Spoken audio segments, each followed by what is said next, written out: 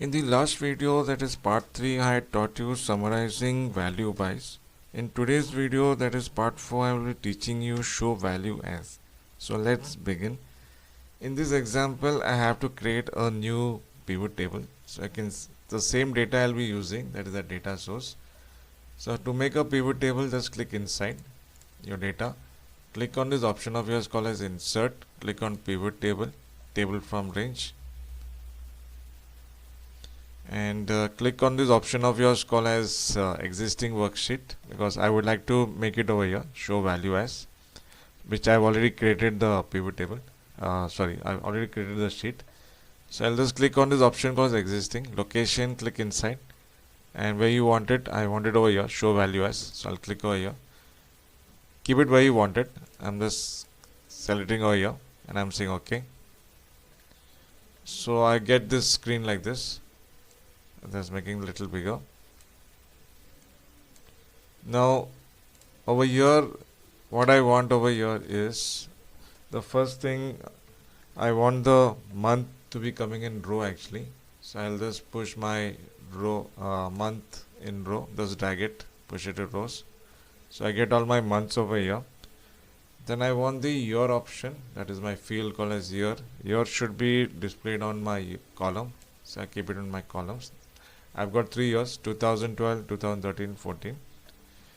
And I want my sum of sales of USD. This should be in values.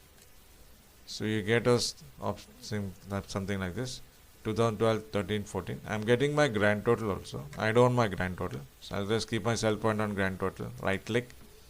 There's an option called as remove grand total. So I'll click on that option. So that will remove my grand total from my screen.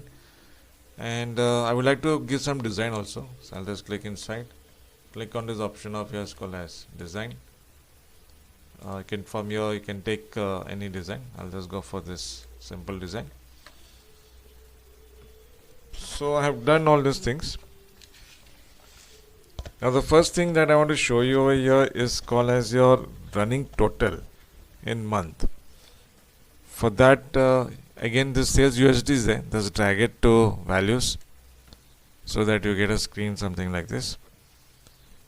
So once you got this option like this, then the second option, that is sum of sales, here just click on this option. There's an option called as value field settings, so you can click on that option. There's a button called as show value as. So once I click over here, show value as is at the moment no calculation, so you can just click on this. There are different lists given over here. For what we want is running total in months. So for that, we have to come down like this and come over here, running total in. So there's an option called as running total in. Just click on that option, and we want running total on month wise. So it's clicked over here, month, and now you can say OK. So now this is showing you running total in months. So once you've done this much, you can just click on this arrow and just select all you remove, and just tick mark on 2012 and say OK. So that should show me. See, January month amount is 1746546, so the same amount is coming here. February month it was 3. I'll just zoom it. So if you add up both these values, you get this answer here, 55891. So like that, if you add up these 3 options, it gives you the total over here, like that 4, like that it goes on adding up the information for you. So this is the use of this option that I showed you now about running total in month. And one more thing I would like to do over here is this year option is there. I will, instead of columns, I will just drag it to rows. And this I want it on the top. So here you can drag it like this on top, like this, push it on top. So I should get OK, and then I will just clear this up, select all option, because it's just showing you 2012.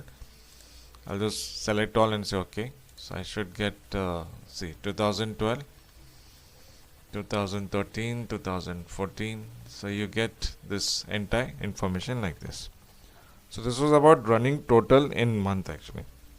The second thing that I want to show you over here is called as difference from previous amount. For that, again select sales USD, you drag it again to your values.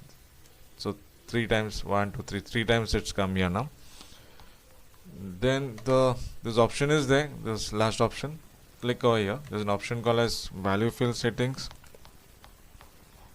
Then click on show value as. Instead of no calculations, you have to come over here. There's an option called as difference from. So when I click on different from, then we are looking out for different from previous month. So click on previous and month. So once you've done that, you can say OK. So I should get the previous month ka sale. So once you've done this much, I would like to do the formatting part also. So I'll just click on this last option, value field settings, number format, number.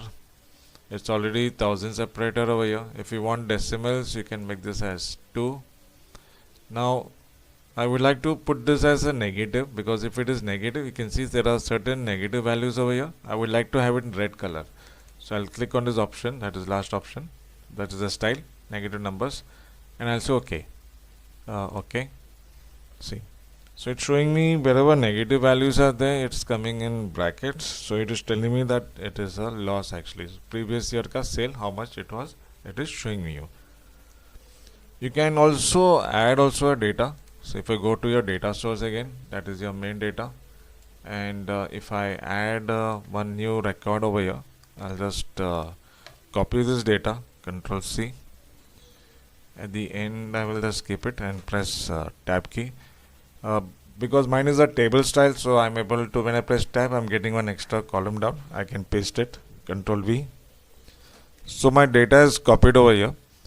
So if I come back to my main data, that is show value as, and if I right click, and there's an option called as refresh, because I've just made changes only in only one record so I can click on this option called as refresh. See, it's not happened actually because I'm saying refresh. So you have to click on pivot table actually, change data source. So when you click on change data source, you just scroll down like this. So entire table is selected. Now you can say OK. So now that new record what I've entered is now entered over here.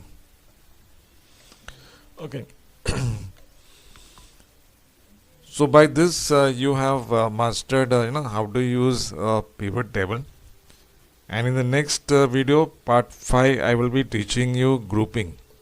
So don't forget to like my video and subscribe to my channel so you don't miss up the upcoming parts. Thank you for watching, and I will see you in the next video. Thank you.